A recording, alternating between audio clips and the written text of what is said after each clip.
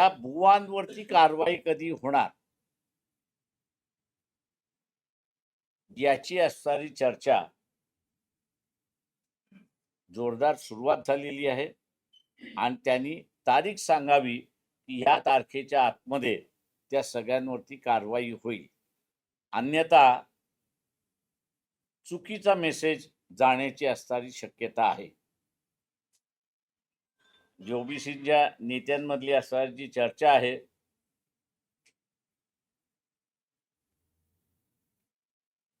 की ओबीसीलाच टार्गेट केल्या जात आहे आणि इतरांना माफ केल्या जाते अशीच असणारी परिस्थिती आहे.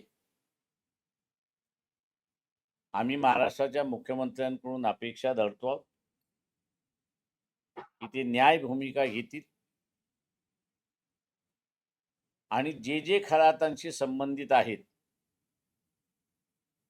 त्या सगळ्यांवरती कारवाई होईल असं मी त्या ठिकाणी मानतो. अमेरिकेच्या काँग्रेसने एक चांगला पायंडा घातला असं मी त्या ठिकाणी म्हणेन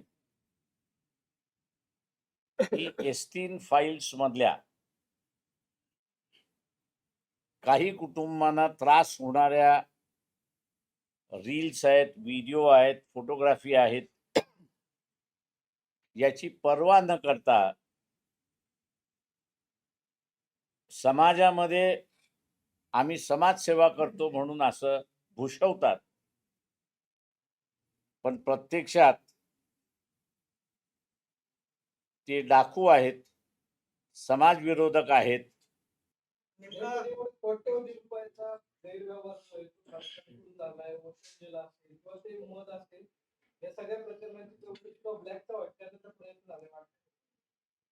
ते माझं म्हणणं असं की सरकारने पूर्ण चौकशी करावी आणि लोकांपुढे त्याचं सगळं मांडावं अशी विनंती आहे. दुसरं याच्यामध्ये जे आहे जी म्हणजे नावं किती खरी किती खोटी हे सरकार जोपर्यंत सांगत नाही तोपर्यंत आपण कळत नाही. पण जी नावं आहेत ती खरी असं मांडलं तर घरात फार दिवसाचा पाहुणा आहे असं मी त्या ठिकाणी मानत नाही.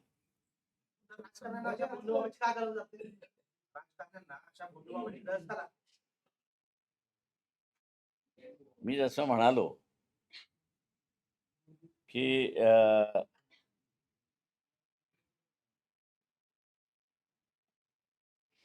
जुन्या जे सगळे भोंदू होते ते आपली कला जी आहे ती स्वतःच्या पोटासाठी वापरत होते. आत्ताचे जे आहेत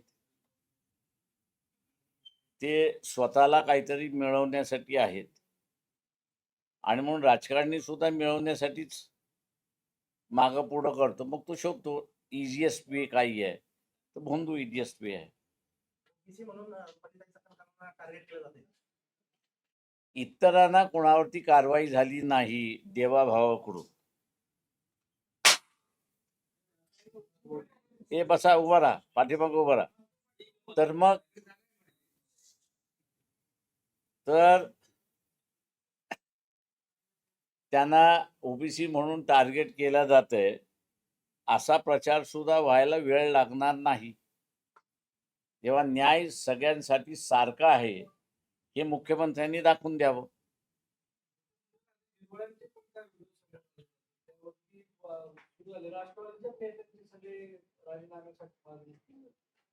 ते तुम्ही असं आता जे आहे ते राष्ट्रवादीचं नाही, हे आपला हा खरा एसटीन हा महाराष्ट्राचा आहे. पण जगाच्या एसटीन मधल्यांचे ज्यांचे फोटो आहेत, नावं आहेत, त्यांच्याबद्दल सुद्धा असणारं सोशल मीडियावरती यायला लागलेलं आहे.